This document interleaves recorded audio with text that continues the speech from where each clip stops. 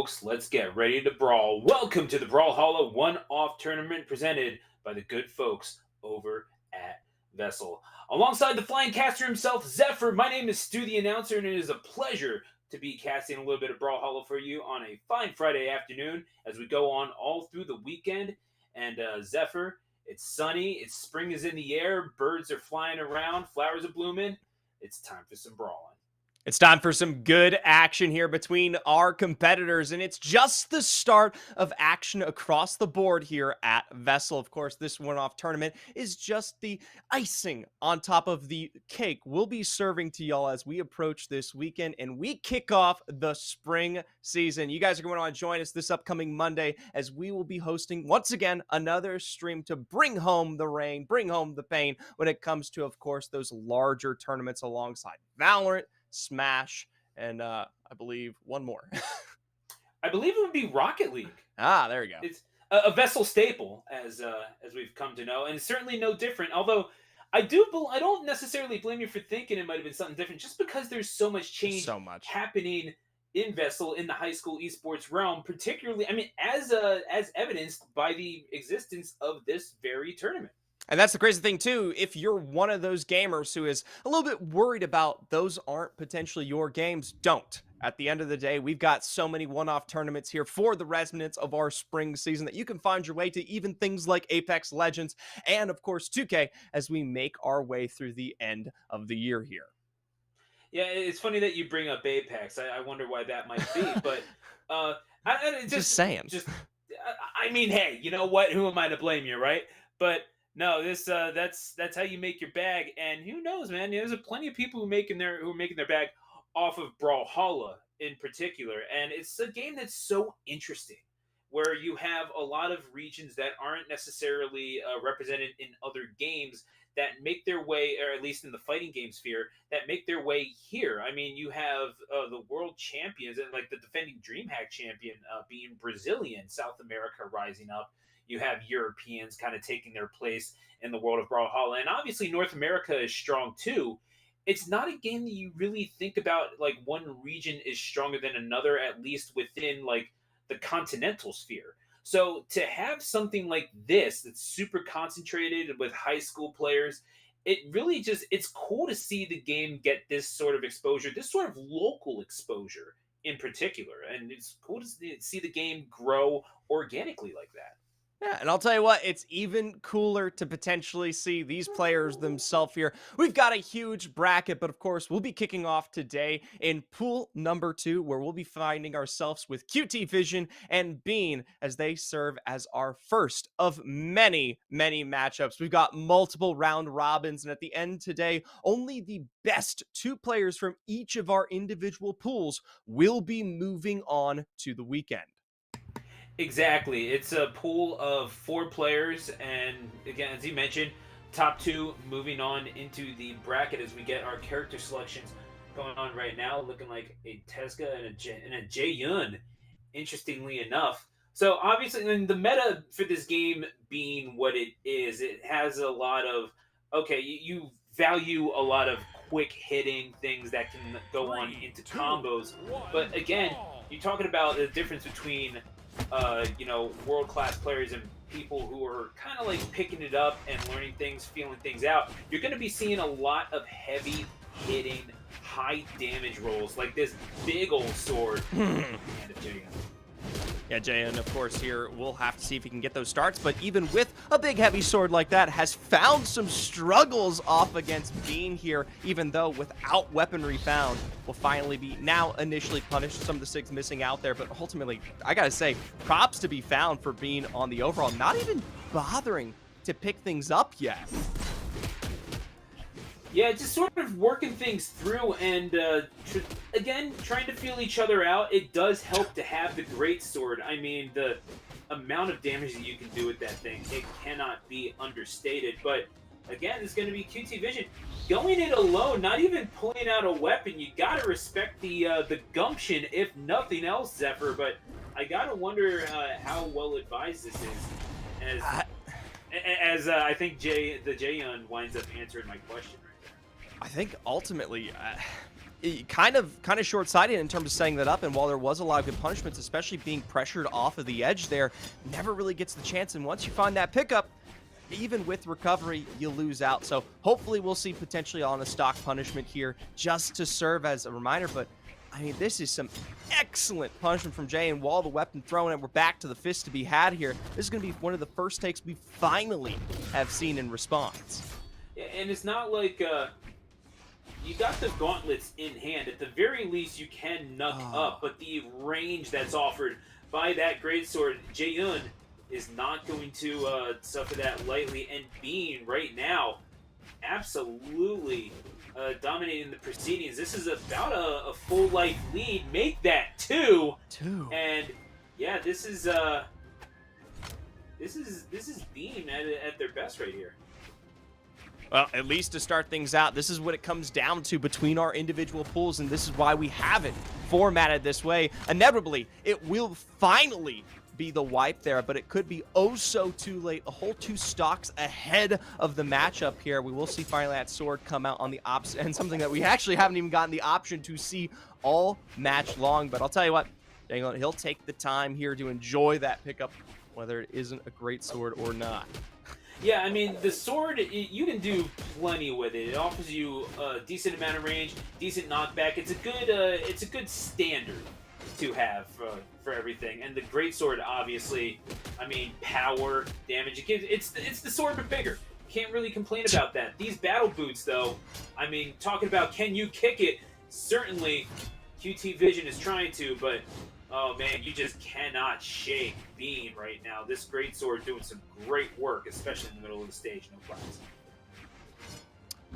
Bit of down air there as they come down and put this pressure back on. Finally, some shots from above here, but once again, closing the gap, especially with the fist pickup, has been so difficult here. The quick swap over to the feet and from a low, one of the better side edge takes we've seen. Yeah, honestly, you're seeing good usage of the SIGs right now, as you're seeing QT Vision just kind of calm down, not rushing into things. If you're Bean, you really don't have to charge in, and certainly a character like Tezuka, you don't want to knuck up with them. Certainly not with the gauntlets. And you're seeing QT Vision about to throw the hands, looking for the coup de grace on the second stock, was not able to find it, as Bean is going to get right back to stage, but all of a sudden getting a little sword shy until that very moment, picks out the spot, and with only 1 stock lost, the Jaehyun is going to take it. Good start by Bean, going up 1-0. You gotta think though, the adjustment into game number 2 could be a positive one, as QT Vision really started to get into the flow of that game and started to understand really what the flow of the game was going to be all about. Yeah, I think especially there as we saw what QT Vision was revving up to do at the end, starting to get more creative, playing out towards the side, not kind of just directly trying to run and gun it down with Tezuka there, which was something that the Jaehyun, of course, was able to take full advantage of with that extra distance and length when it comes to weapon advantages. We started to see some of those SIGs come out, a little bit of the side SIGs getting creative. That was also just as quickly punished in red there. So congratulations once again here to Bean. It isn't the end of the story, though, for QT Vision. Remember, these pools are in round-robin format. So alongside both Dreaders and Curios, they'll see themselves fighting against some new partners here, which, who knows, may potentially find their way back into something a little bit more successful. Yeah, we are going to see... We are going to see more, obviously, as we go on throughout the night. Just a little bit of a teaser for y'all, a little taste of what's to come this weekend. Folks, we got plenty more Brawlhalla to go, but until then, we are going to take a quick commercial break. So get your snacks, get your drinks, and get hyped, because we got plenty more Brawlhalla coming in from North Carolina. We'll be right back. Don't go away.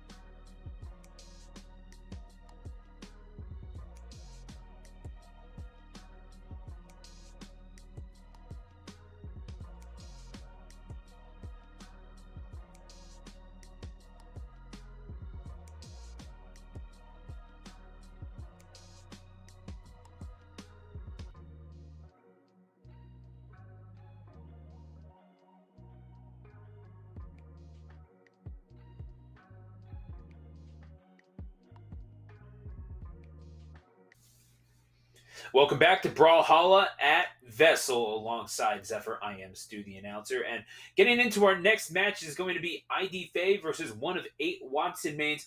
Zephyr, not a whole lot of info on a lot of these guys, but as the tournament goes on, you tend to pick up just a little bit more. And we do know from ID Fay, they wound up winning that first match 1-0 against Pug by using a Sir Roland, interestingly enough. So, Knight in Shining Armor perhaps rolling through here, as turns out I'm completely wrong. So, we're going to be getting a little Mordex versus Thea action. Hey, you may not be wrong whatsoever, all right? There's all the world to change things up. But like you said, Mordex versus Thea here, and one of 8 Watsons, just to wrap this one up as well, found their first success in our initial round robin, come out on top of a win, I believe, against Fertate, and as a result now puts both of these players in the lead of their pool. This matchup here will settle that tie. Exactly, and now that we get Mordex really looking to knuck up here, you see those gauntlets. They are prominent and they are glowing with anticipation. As again, we're going no plats. We're about to brawl. Quick swing of the weapon. There we go. There we go. Gotta pay a little respect. Gotta love a rocket lance to start things off, but oh my goodness, you brought your fist to a sword fight, and we don't know how that turns out, but one of 8 Watson mains might be giving a little bit of an indication here. Oh, I love that cancel in the air to get that reset, but the scythe pick up quickly on the other side from ID Fay, maybe to get some control back as we'll find the swing off the edge there, but the recoveries from Watson mains have been impeccable. Tries to pound that one out, just barely misses. Yeah, I mean, side sig you saw there, just trying to control the stage completely, and you gotta appreciate the willingness to give up the weapon and then get the KO potentially. The weapon, oh my goodness, just very signature heavy play from one of 8 Watson mains. Really good there. That's going to be a punishment that loses out on the scythe and will inevitably result in the initial punishment here. Watson mains coming out with that first stock, and it's going to be immediate fist pickup and should hopefully be a quick return, but I love this ground with the switch up. No recovery, can't catch the edge.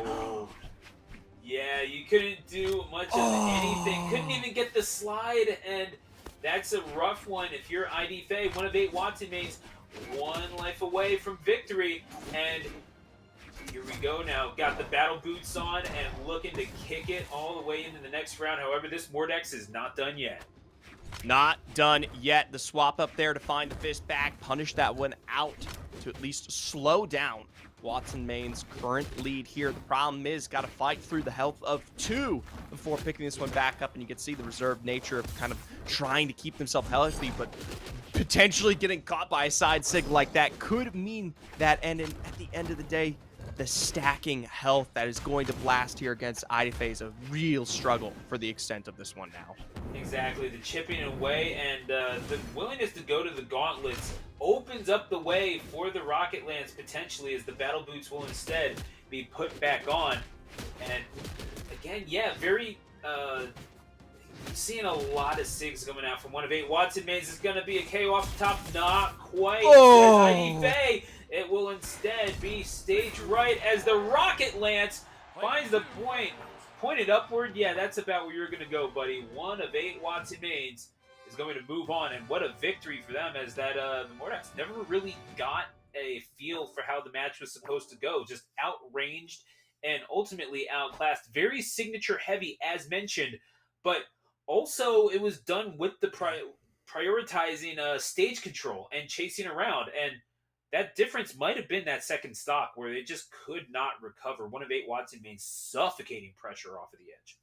Yeah, and I mean, Watson in all the skill level there, from what was, of course, the initial pound down to the weapon tackle as well. I mean, 2 excellent motives that, I mean, you got to respect ultimately at the end of the day. It's not like it comes out of complete left field. This is something that we see many times, especially when it comes to punishing in Brawlhalla. So, you know, it sucks, especially given the fact that we're sitting on just the 3 stocks alone that decide your fate within these group page. But at the end of the day, they still have at least 1 following matchup here, and it will be a 1-to-1 move forward for the likes of ID Fay. He's picked up 1 before. Yeah. Exactly. It's you're never quite out of it. But yeah, the fight becomes just a little bit more difficult, and now you're in a basically winner take all situation now that you're 1-1.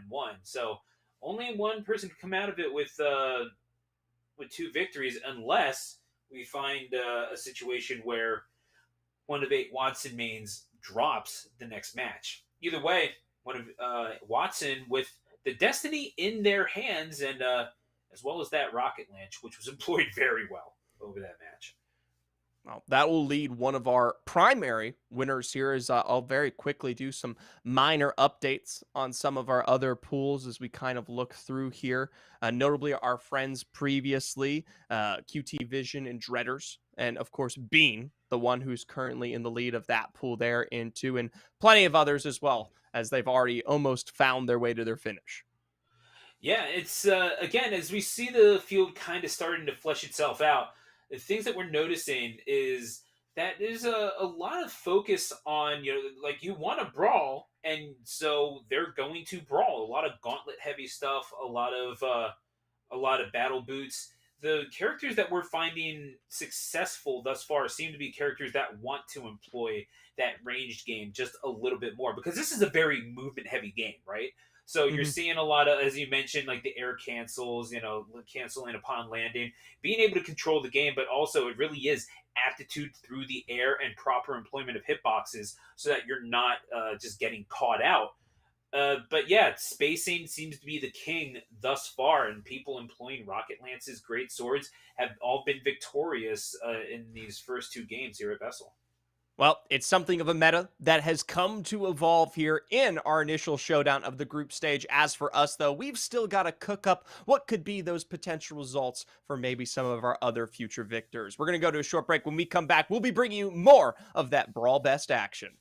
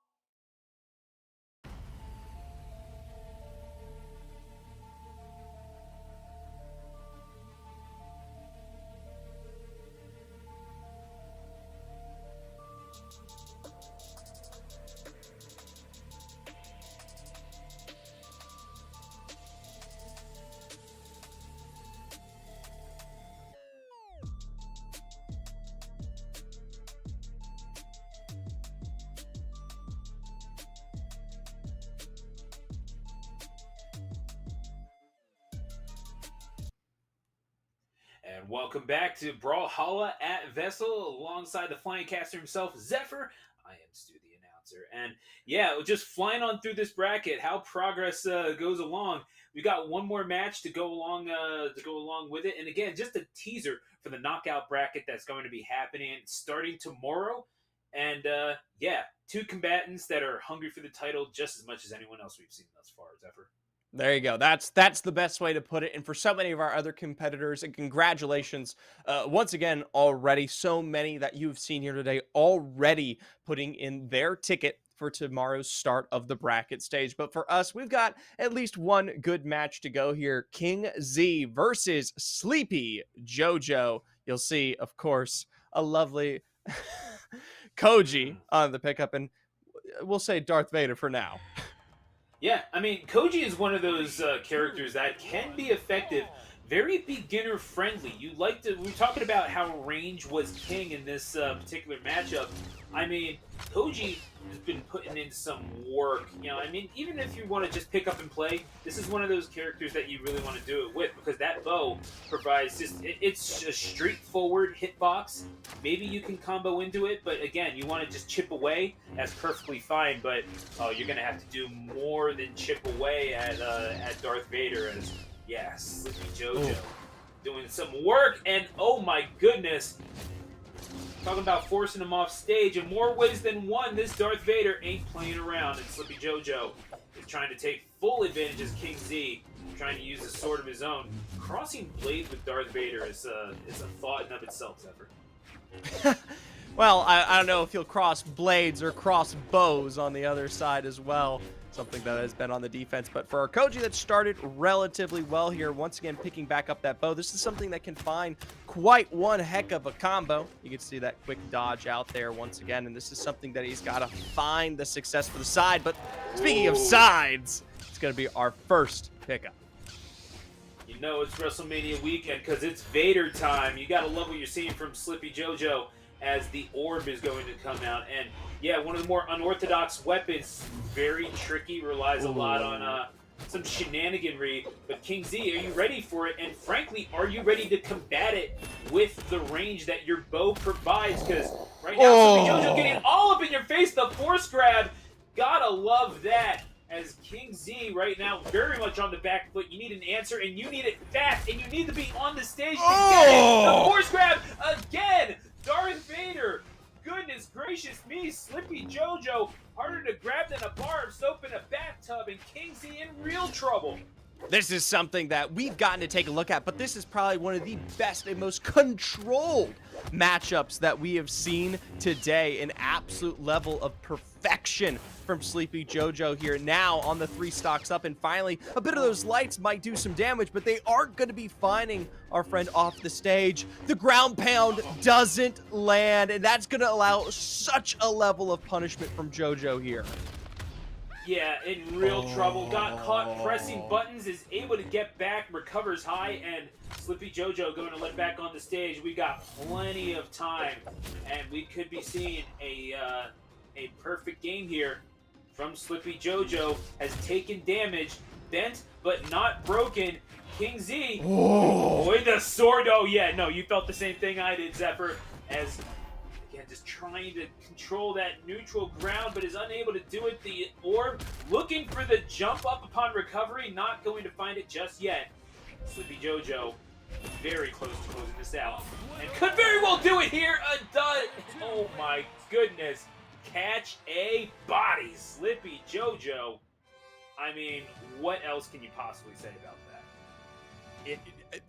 The game said it for us. Obliteration there. An easy 3-0 from Sleepy JoJo, and I will touch on it there. 640 damage done, taking just barely what felt like an entire stock 206 in return there. And what started out, what I will say was fairly close, came into a level of just perfect reads there, especially on the control and some of the side. I mean, I don't know how many times we saw the Sig catch find its way with the force grab and throw what was our friend King Z for a loop there. So congratulations to Sleepy JoJo, an absolutely dominant win.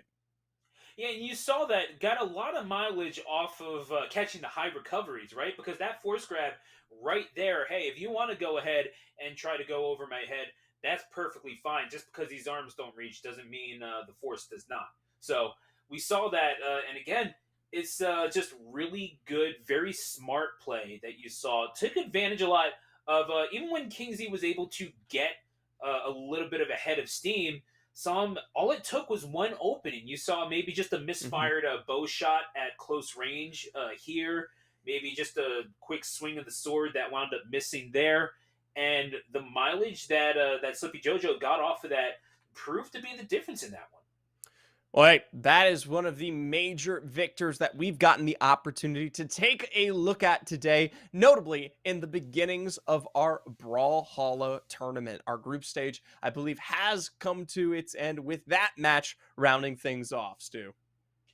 I believe you're right. And now we have a bracket that is set to play things out on Saturday. And yeah, we're looking at it. It's a lot of the people that we saw do well in the prior matches. Specifically, one of 8 Watson mains did quite well, and again could very well ride that Rocket Lance all the way to victory if things go their way on Saturday.